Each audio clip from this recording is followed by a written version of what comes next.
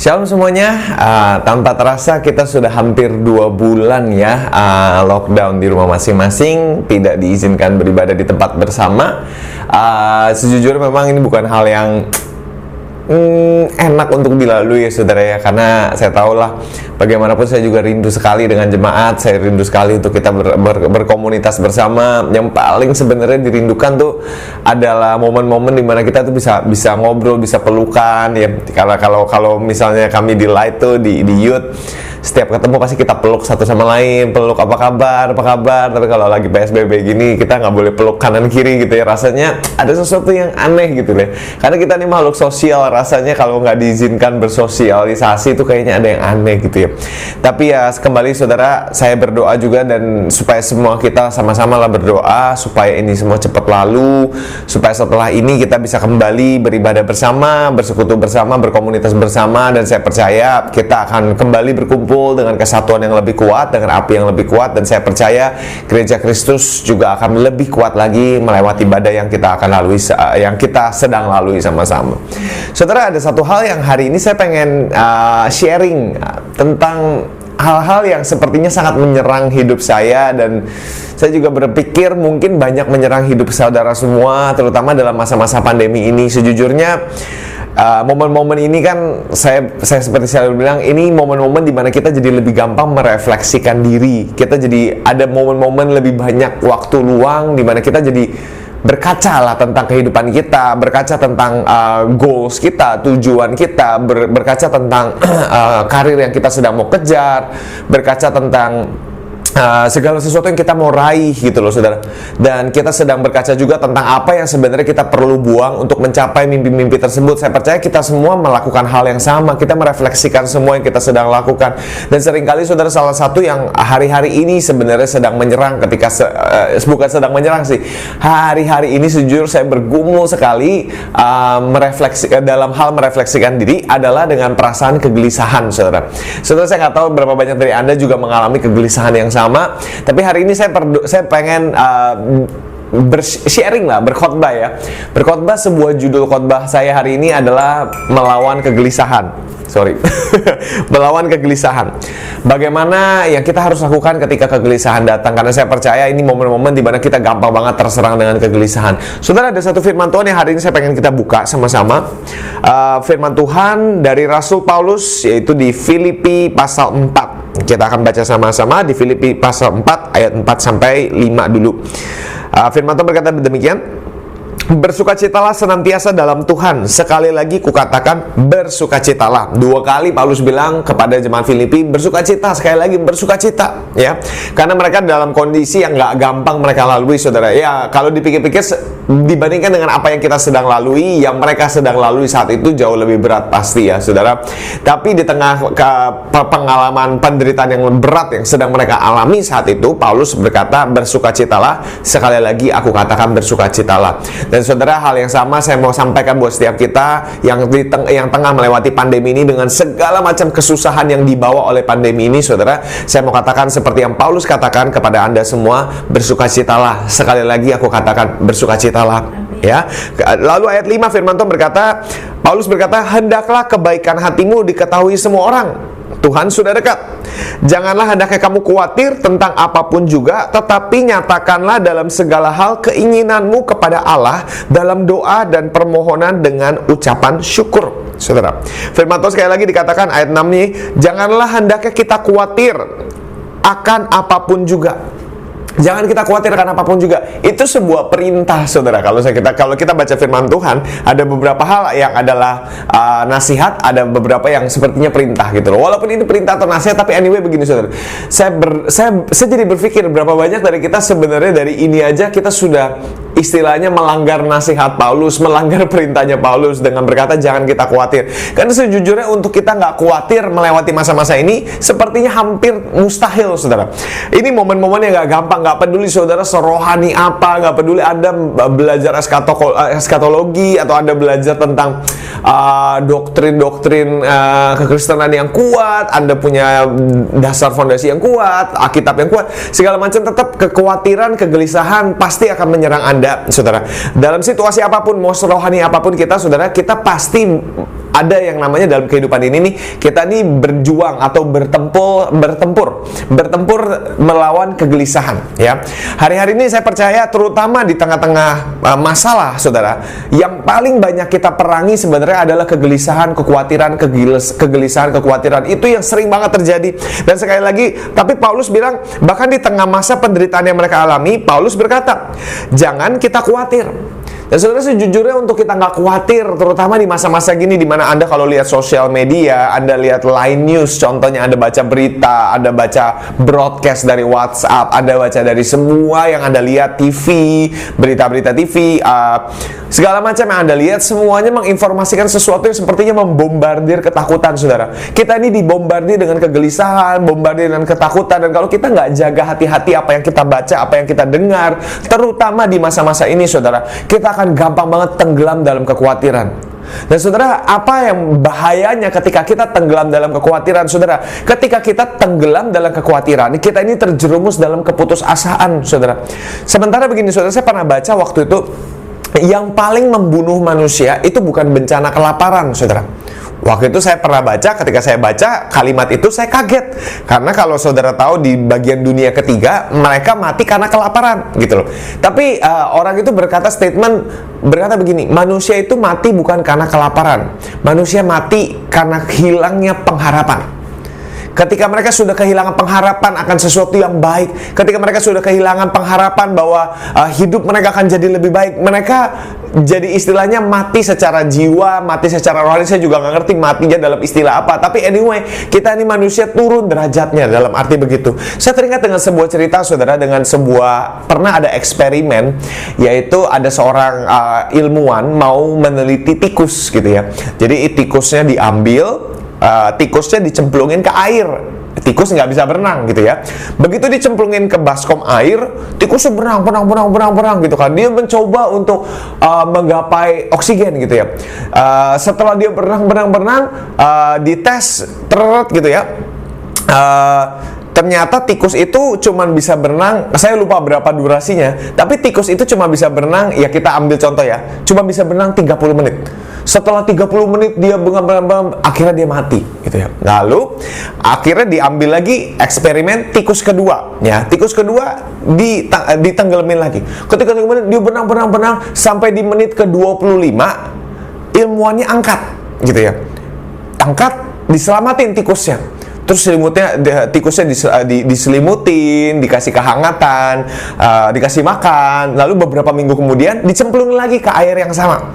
Nah, kali ini tikus yang sama yang harusnya cuma bisa berenang 30 menit, saudara, karena sudah beberapa tikus dicoba, ternyata tikus itu cuma bisa bertahan di air 30 menit, gitu ya. Nah, setelah dicoba tikus yang eksperimen kedua ini, dia berenang, kan tadi 25 menit diangkat, diselamatin ya, terus dicemplungin lagi beberapa minggu kemudian. Ketika dicemplungin yang kedua kalinya, tikus ini berenang cukup lama, bahkan lebih dari 30 menit. Dia itu, kalau nggak salah, saudara, itu berlipat ganda. Tikus itu jadi bisa berenang selama 3 jam, saudara. 3 jam nggak mati-mati, sampai akhirnya 3 jam baru mati. Kenapa? Dari situ ilmuwan mengambil kesimpulan bahwa ternyata ada yang namanya kuasa dari pengharapan. Ketika tikus itu pernah menerima pengharapan, pernah ngalamin yang namanya diselamatkan, tikus itu punya pengharapan bahwa kalau saya bertahan, saya pasti akan diselamatkan lagi. Tikus yang malang ya, saudara, jadi kelinci percobaan. Dia sebelumnya tikusnya nggak tahu, wah berenang, oh gue udah mati 30 menit mereka mati, 30 menit mereka mati, 30 menit mereka mati. Tikus berikutnya 30 menit mati, 30 menit mati. Tapi ada satu tikus yang berhasil berenang sampai 3 jam. Kenapa? Karena pernah merasakan yang namanya pengharapan. Saudara, demikian juga manusia. Hari ini yang iblis mau coba serang, yang iblis mau coba hancurkan adalah pengharapan kita. Karena detik kita kehilangan pengharapan kita kehilangan esensi kita sebagai orang Kristen, yaitu manusia-manusia pengharapan. Saudara, Anda dan saya dipanggil untuk jadi manusia yang memberikan pengharapan. Perkataan kita harus mengeluarkan pengharapan.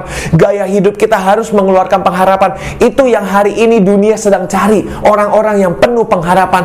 Dan saudara, yang iblis sedang targetkan hari-hari ini adalah menyerang Anda dan saya dengan kegelisahan, kekhawatiran. Supaya apa sih? Dia bukan mau cabut keluargamu, dia bukan mau cabut keuanganmu, dia mau cabut yang namanya damai sejahtera dalam hatimu. Yang dia mau cabut adalah pengharapan dalam hatimu. Karena kenapa? Sekali lagi saya katakan, ketika manusia kehilangan pengharapan, manusia itu pada dasarnya kehilangan esensi manusianya, saudara. Dan orang itu jadi gampang putus asa, dan detik putus asa, mereka tidak efektif lagi secara kehidupan mereka, saudara. Dan ini yang kita perlu perhatikan, saudara. Karena itu Paulus berkata, janganlah kita khawatir akan apapun. Nah, kalau kita nggak boleh khawatir, kita mesti ngapain? Sedangkan khawatir itu selalu datang, kan saudara. Seperti tadi saya bilang, kekhawatiran dalam waktu ke waktu pasti akan datang dalam hidup kamu. Entah mau ngalamin pandemi ini, mau bilang ini karena pandemi nih, saudara, mau karena pandemi COVID atau bukan pandemi COVID, Anda dan saya juga bergumul kan dengan kekhawatiran, saudara. Sebelum COVID ini kita juga bergumul dengan kekhawatiran, ditambah dengan COVID ini kita tambah khawatir lagi, saudara. Dan kekhawatiran itu pasti menyerang, dan itu nggak salah sama sekali, saudara. Saya nggak bilang itu sesuatu yang berarti kamu sedang lemah, bukan, saudara. Itu wajar kita diserang dengan kekhawatiran. Tapi sebaliknya, sekali lagi, saudara, saya pernah sampaikan minggu lalu, kalau nggak salah saya bilang, kita ini tidak berkuasa. Kita nggak selalu bisa menentukan apa yang datang dalam hidup kita, tapi kita selalu bisa memutuskan apa yang boleh keluar dari hidup kita. Dalam arti apa? Kekhawatiran boleh datang, kekhawatiran bisa datang, tapi apa yang kita lakukan ketika kekhawatiran datang, itu yang penting. Paulus berkata, janganlah hendaknya kamu khawatir tentang apapun juga. Saudara, kalau Anda cuma dengar statement ini, kalimat ini berhenti di sini, Anda kesel. Karena kalau Anda lagi khawatir, paling sebel itu dengar orang jangan khawatir gitu loh. Karena gue lagi khawatir gitu loh. Terus tiba-tiba, nggak usah khawatir, nggak usah. Nggak bisa gitu kan ya. Tapi kalau Paulus berhenti di sini, ya nyebelin sih. Jangan khawatir, jangan khawatir. Ah, lu enak banget lu ngomong gitu ya. Tapi Paulus nggak cuma ngomong jangan khawatir, tapi dia kasih resep untuk melawan kekhawatiran. Dia kasih antidot atau penawar atau vaksin untuk kekhawatiran. Paulus memberikan sebuah vaksin untuk kekhawatiran. Dikatakan begini, janganlah kamu khawatir tentang apapun juga, tetapi nyatakanlah dalam segala hal keinginanmu kepada Allah dalam doa dan permohonan dengan ucapan syukur. Ada dua senjata untuk melawan kekhawatiran. Satu doa, dua pengucapan syukur. Sekali lagi, dua senjata melawan kekhawatiran. Doa, pengucapan syukur. Apa yang saya harus lakukan ketika saya khawatir? Doa, mengucap syukur. Bukan cuma mengucap syukur, terima kasih, tapi bawa pengucapan syukurmu sebagai korban di hadapan Tuhan. Ketika Anda gelisah, apa yang harus lakukan, Kak? Ketika saya gelisah, ketika saya khawatir, saya mesti ngapain? Doa, mengucap syukur. Itu hal yang paling ampuh, saudara, untuk melawan semua kekhawatiran, kegelisahan yang datang dalam kehidupan kamu. Dan saya percaya itu adalah sesuatu yang sebenarnya ketika Anda lakukan, Anda akan ngalamin. Sungguh betul itu adalah yang namanya vaksin atau penawar melawan kegelisahan dengan cara apa? Doa dan mengucap syukur. Kenapa gini, saudara? Ketika kita gelisah, yang kita rasakan di hati itu apa? Panik, kan? Ketika kita khawatir, ketika kegelisahan datang menyerang dalam hidup kita, kita nih panik, hati ini panik. Dan ketika Anda panik tuh rasanya kan kayak kacau hati ya. Kalau lagu anak-anak, kemarin anak saya baru lahir, Juda, thank you buat doa-doanya, saudara. Juda baru lahir. Kalau saudara tahu lagu-lagu anak-anak yang suka kita nyanyikan, meletus balon hijau dor gitu kan, hatiku sangat kacau. Nah, saudara, ketika panik datang, kegelisahan datang, hati kita ini kacau. Dan ketika hati kita kacau, saudara, kita nggak bisa mikir jernih, kita jadi orang yang gampang emosian, kita jadi orang yang nuntut kanan kiri. Kenapa? Karena hati kita kacau. Dan ketika kita panik, ketika kegelisahan datang, hati kita panik. Dan ketika hati kita panik, apa yang kita cari? Yang kita cari damai, kan, saudara? Yang kita cari adalah damai sejahtera. Dan banyak dari kita ketika panik, kita mencoba mengalihkan perhatian kita dari panik dengan cara yang salah. Banyak dari kita nih ketika dapat berita, panik, aduh, stres, kesel, terus udahlah, gue gak mau pikirin, gue harus alihkan ke yang lain. Beberapa dari kita mengalihkan perhatian dengan cara mukulin orang, atau mukulin anak, atau marah-marah, jadi orang yang saudara pernah dengar yang senggol bacok gitu kan ya. Gue lagi bete. Dengan cara melampiaskan kemarahan, saya pikir saya bisa mendapat damai sejahtera.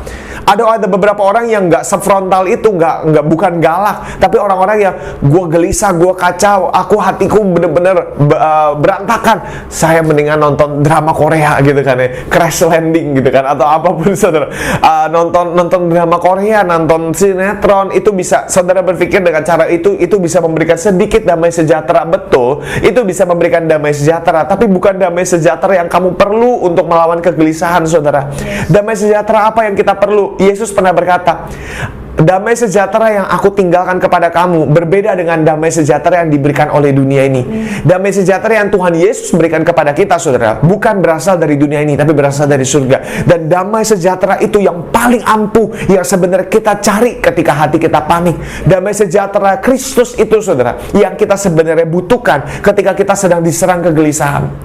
Dan bagaimana kita mendapatkan damai sejahtera itu? Paulus sudah berkata, bagaimana kita bisa terima? Kalau Anda baca, nyatakanlah dalam segala hal kepada Allah doa dan permohonan ucapan syukur. Ayat 7 Anda baca, maka damai sejahtera Allah yang melampaui segala akal akan memelihara hati dan pikiranmu dalam Kristus Yesus. Wow. Paulus berkata, kalau kamu mau damai sejahtera yang kamu perlukan dalam kegelisahan untuk menguasai hati dan pikiran kita, maka bawa semuanya dalam doa dan pengucapan syukur. Bukan cuman berdoa basa-basi, saudara. Bukan cuma sekedar doa A, B, A, atau deklarasi yang sudah dikasih kita baca doang. Bukan, saudara. Paulus berkata dalam semua hal, in everything, dalam segala hal, dalam hal ganti popok, dalam hal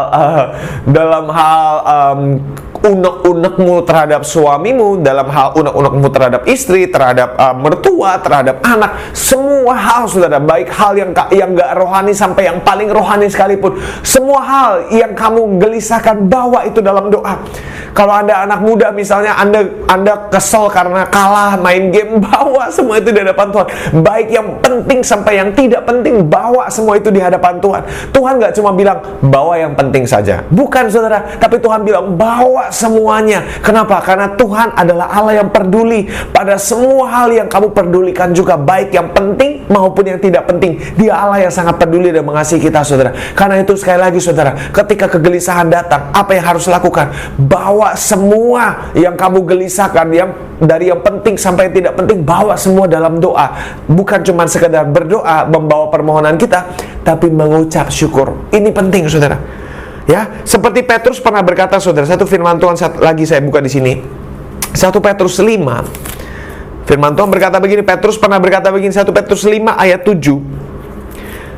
Serahkanlah segala kekhawatiranmu kepada Tuhan, sebab Ia yang memelihara kamu. Sadarlah dan berjaga-jagalah. Lawanmu si iblis berjalan keliling sama seperti singa yang mengaum-ngaum dan mencari orang yang dapat ditelannya. Saudara jangan pikir iblis cuma nyerang hamba Tuhan. Saudara jangan pikir iblis cuma menyerang orang-orang Kristen. Saudara, iblis menyerang semua manusia, karena manusia membawa gambaran Allah dan iblis gak suka. Saudara, iblis akan selalu mencari celah supaya dia bisa mencuri damai sejahtera Allahmu. Iblis akan dengan segala macam dia akan cari supaya kamu bisa kehilangan damai sejahtera, kehilangan pengharapan. Kenapa? Seperti tikus tadi, ketika kehilangan pengharapan dia gampang mati, saudara. Kita juga manusia sama, saudara. Bahkan kemarin saya sempat dengar soal imun tubuh, saudara. Bagaimana kita di tengah-tengah COVID-19 ini, corona ini, kita kan harus menaikkan imun tubuh. Dan salah satu, saudara, salah satu anjuran dari para ahli, saudara, adalah supaya kita ini jangan menenggelamkan pikiran kita dengan hal-hal yang negatif. Kenapa? Karena ketika kita ini ketakutan, ketika kita ini gelisah, ketika kita ini khawatir, tubuh kita menurunkan imun kita, saudara. Jadi kalau kita mau menaikkan imun kita, jangan khawatir. Mulai belajar buang semua kekhawatiran. Karena iblis akan coba serang. Ketika kamu kehilangan kekhawatiran kamu, bukan cuma segala sesuatunya berantakan, imun tubuh kita juga berantakan. Sama seperti Anda juga harusnya udah tahu informasinya bahwa corona, ketika imun tubuh kita kuat, kita nggak bisa kena coronanya, kurang lebih seperti itu, saudara. Karena sekarang, ayo naikkan iman tubuh kita dengan cara apa? Yesus bilang tadi, cast your fear. Kalau bahasa Inggrisnya gitu, buang semua kekhawatiranmu. Bukan buang ke laut, tapi buang semuanya ke Tuhan. Serahkan, kalau bahasa Indonesia saya suka, serahkan semua kekhawatiran kita. Karena banyak dari kita kekhawatiran disimpan-simpan, saudara. Kayaknya enak banget ya mikirin kekhawatiran, mikirin kegelisahan, dipegang-pegang, dijaga-jaga, dikelon-kelon, saudara. Tapi Petrus bilang, jangan disimpan, jangan dijaga yang namanya kekhawatiran, serahkan kepada Tuhan, kasih, saudara. Kenapa? Karena alasannya Petrus bilang, sebab Dia yang pelihara kamu. Bukan kamu yang pelihara kamu, bukan pekerjaan yang pelihara kamu, bukan uang yang pelihara kamu, bukan gembala yang pelihara kamu, saudara. Bukan pamanmu yang pelihara kamu, bukan papamu yang pelihara kamu, tapi Tuhan berkata, Ia yang pelihara kamu. Saudara, ini saatnya jangan kita bergantung dengan apa yang biasa kita gantungkan, tapi ini saatnya bergantung kepada Tuhan. Caranya gimana? Serahkan semua kekhawatiranmu kepada Tuhan. Dengan cara apa? Naikkan semuanya dalam doa dan pengucapan syukur. Bawa semuanya, saudara. Saudara, hari ini saya pengen sharing sedikit tentang kesaksian, tentang apa yang saya alamin. Sejujurnya beberapa momen yang lalu, saudara, terutama di tengah corona gini, karena banyak nggak boleh keluar dari rumah, saya sempat gelisah banget. Ada satu malam saya ingat saya nggak bisa tidur, saudara. Saya gelisah banget. Rasanya semua kegelisahan saya tuh numpuk jadi satu, saudara. Karena sebentar, saya tahu itu momen-momen beberapa hari sebelum Judah bakal lahir. Saya tahu dokter bilang minggu depan kemungkinan Judah akan lahir. Waktu itu dia bilang gitu. Jadi saya saat itu saya gelisah akan banyak hal. Dan salah satu kegelisahan saya adalah nanti Judah lahir, kalau cacat bagaimana, terus kalau istri saya kelahirannya kenapa-napa gimana. Terus saya juga mikir, terutama dalam corona begini, kita kan light generation, nggak boleh ngumpul, gereja nggak boleh ngumpul. Sejujurnya sebagai gembala, saudara, saya tahu istilahnya jemaat itu memang domba-dombanya Tuhan semua, tapi itu sekumpulan domba-domba yang Tuhan percayakan di bawah kepemimpinan kita untuk kita kelola. Dan sejujurnya ada momen-momen di mana sampai saya nggak bisa tidur, saudara. Ada satu momen sampai hati saya begitu khawatir, begitu gundah, begitu gelisah, karena saya khawatir akan banyak hal, saudara. Salah satunya kalau dalam gereja saya juga khawatir, apakah jemaat kalau nggak berkumpul seminggu sekali, iman mereka terkatrol. Saya takut sekali kalau saudara semua kehilangan iman, saudara. Ini jujur aja, saudara, sharing hati ke hati, buka-bukaan, saudara. Sejujurnya ada momen di mana saya khawatir banget, terutama light generation. Buat saya, komunitas youth yang kami bangun di gereja JKI Providensia adalah sesuatu kebanggaan buat saya sendiri. Kenapa? Karena saya melihat mereka bertumbuh dalam kekristenan mereka. Saya melihat mereka berubah banget, saudara, dalam kekristenan mereka. Dan di masa corona ini, di mana kita nggak bisa bertemu, sejujurnya saya mencoba semaksimal mungkin untuk bisa tetap memberikan asupan rohani lewat Instagram Live. Kita tetap mencoba untuk berkomunitas lewat online segala macam. Kita coba usahakan semaksimal mungkin. Tapi saya tahu bagaimanapun anak-anak tetap tag saya di Instagram. Saya sempat beberapa orang tag, "Kak, kapan kita ibadah lagi? Kapan ibadah lagi?" Sejujurnya setiap kali mereka nanya, hati saya sedih sekali, saudara. Kenapa? Karena saya juga mau ibadah, saya juga pengen. Kenapa? Saya juga takut, saudara. Sejujurnya saya takut, terutama anak muda, anak remaja, saudara. Karena saya pernah remaja, saya pernah hidup berantakan, saya pernah terjerumus dengan hal-hal yang rusak, saudara. Saya tahu anak muda tuh gampang banget jatuh dalam pergaulan. Apalagi di tengah begini, saudara, sejujurnya hati saya gelisah, khawatir, saya takut. Saya tahu beberapa anak di Light adalah orang-orang yang saya lihat pertumbuhan rohaninya kuat. Tapi saya takut ketika corona ini, apakah mereka tetap bisa menjadi kuat? Setelah ini, apakah iman mereka, bagaimana kalau mereka murtad? Bagaimana kalau mereka kehilangan doa mereka, kerohanian mereka? Sejujurnya saya gelisah, saya khawatir. Ada momen sampai saya stres banget, saudara. Sampai kena sakit mah juga, saudara. Sempat gelisah banget. Tapi saya masih ingat ini firman Tuhan yang beberapa minggu lalu, saudara, adalah sebuah pegangan saya. Ketika saya lagi baca, saya ingat Petrus berkata begini, serahkan semua kekhawatiranmu, karena Ia yang pelihara semuanya. Demikian juga, saudara, hari itu, momen itu, Tuhan seperti berkata pada saya, aku bisa kerjakan lebih banyak dalam penyerahan dirimu. Ketika kamu serahkan apa yang kamu khawatirkan, saudara, Tuhan bisa bekerja lebih banyak daripada ketika kamu mencoba dengan kekuatanmu sendiri. Saudara, sama halnya mungkin kalau saya gelisah, saya takut, saya khawatir akan gereja kami yang kami bangun. Saya takut mereka kehilangan iman, saya takut hasilnya akan berantakan. Saya takut semua yang kami bangun ini sepertinya sia-sia. Saya juga tahu di JKI Providensia ibadah minggunya jemaat bertumbuh, orang-orang mulai bertambah. Saya lihat mereka juga mulai semangat datang menerima firman Tuhan, semangat untuk beribadah, menyembah Tuhan, puji-pujian. Saya takut sejujurnya, saudara, ketika corona ini kita semua kocar-kacir. Sejujurnya hati saya juga sedih melihat kawanan terserak, saudara. Itu adalah sesuatu yang saya takutkan dan kegelisahan banget, saudara. Tapi saya ingat, satu hal saudara yang menjadi kekuatan saya, dan mungkin Anda semua sedang mengalami yang saya sedang alami. Anda khawatir, Anda takut, setelah ini pekerjaan saya bagaimana, ini bagaimana, itu bagaimana kalau setelah ini berantakan semua yang saya sedang kerjakan, usaha saya berantakan, karir saya berantakan. Saudara, saya mau bilang saya juga khawatir akan hal yang sama. Tapi hari ini saudara, biar saya kuatkan sesuai dengan apa yang Tuhan sudah kuatkan dalam hidup saya. Serahkan kekhawatiranmu kepada Tuhan, karena Ia yang pelihara semuanya saudara. Bukan pelayananmu yang pelihara kamu, bukan gereja kamu yang pelihara kamu, bukan pekerjaan kamu yang pelihara kamu, tapi Tuhan yang pelihara kamu. Jadi sekali lagi saudara, saya mau bilang apa? Serahkan semuanya kepada Tuhan dalam bentuk doa dan pengucapan syukur. Berdoa untuk segala hal, ucap syukur dalam segala hal, puji Dia dalam segala hal. Puji Dia ketika semuanya baik, puji Dia ketika semuanya buruk. Puji Dia ketika kamu bisa merasakan Dia di kamar doamu, puji Dia ketika Anda tidak bisa merasakan Tuhan. Saudara, untuk memuji Tuhan, untuk bersyukur di tengah segala sesuatu baik, itu mudah. Tapi iman yang sesungguhnya adalah orang yang bisa memuji Tuhan di tengah semuanya buruk. Karena itu saudara, biar saya kuatkan sekali lagi saudara, jangan kita khawatir, tapi serahkan semua kekhawatiranmu kepada Tuhan. Toh ujung-ujungnya saudara, seperti saya khawatirkan, saya khawatir begini, saya khawatir begitu. Ketika saya lihat Judah lahir, saudara, anak saya lahir, saya bisa melihat kebaikan Tuhan. Sesungguhnya apa yang kita khawatirkan seringkali itu cuma ada dalam imajinasi kita saja saudara. Kembali sekali lagi, kenapa? Karena Tuhan peduli, Tuhan yang pelihara dalam segala hal. Ini saatnya saudara, ketika Anda gelisah, apa yang saya harus lakukan? Doa, mengucap syukur, doa, mengucap syukur. Itu senjata yang paling kuat. Banyak orang bilang gini, saya cuma bisa doa kak, saya cuma bisa doa. Saudara, doa itu bukan cuma pilihan terakhir, tapi doa adalah senjata terkuat untuk melawan kegelisahan. Jangan cuma bisa doa. Itu hal yang baik saudara, bawa semuanya dalam doa.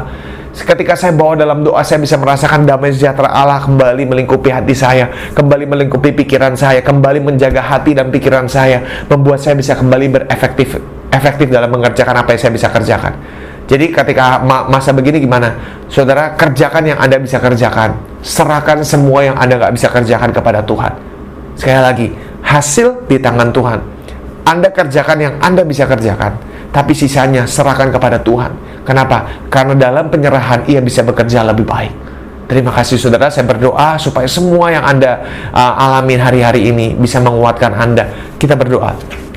Bapak, aku berdoa supaya kami dalam semua kegelisahan kami sedang alami. Kami tahu Tuhan, ini momen yang gak mudah. Kami semua khawatir, gelisahkan banyak hal, dan itu bukan sesuatu yang bikin kau marah. Kami tahu ini momen di mana kau sedang rindu mencurahkan dan memberikan damai sejahtera Allah yang melampaui segala akal tanpa batas kepada anak-anakmu. Dan aku berdoa hari ini, biar damai sejahtera yang sama tercurah buat seluruh yang mendengarkan, yang streaming Tuhan dimanapun Tuhan. Aku berdoa, biar kami dilingkupi dengan damai sejahtera-Mu. Biar Engkau Tuhan memberikan keyakinan dalam hati kami bahwa Engkau yang pelihara hidup kami, bukan pekerjaan kami, bukan karir kami, bukan bos kami, bukan gaji kami, bukan uang kami, bukan itu yang pelihara kami, bukan itu yang akan memelihara keluarga kami, tapi Tuhan Yesus yang pelihara keluarga kami. Tuhan, buat kami punya iman yang bersandar, berdasar pada batu karang yang teguh, bukan pada pengharapan kami pada manusia, karena sesungguhnya pengharapan manusia adalah hal yang mengecewakan. Tapi sesungguhnya Tuhan, buat kami kuat Tuhan iman kami, buat kami ketika gelisah, kami bawa semua dalam doa dan pengucapan syukur. Bawa semua dalam doa pengucapan syukur. Kenapa? Karena kami tahu Engkau Allah yang peduli pada semua hal. Tuhan, kami percaya Engkau nggak menghendaki kebinasaan dari kami satupun, tapi Engkau merencanakan semua yang baik. Karena itu sekali lagi Tuhan, kami berdoa, berikan kekuatan, damai sejahtera yang melampaui segala akal. Biar perkenanan dari Allah dan manusia menyertai kehidupan kami. Biar Tuhan Engkau yang buka jalan pada setiap jalan-jalan yang sepertinya tertutup hari-hari ini. Dalam nama Tuhan Yesus, aku lepaskan berkat untuk setiap kami Tuhan, dalam nama Yesus. Amin, amin, amin.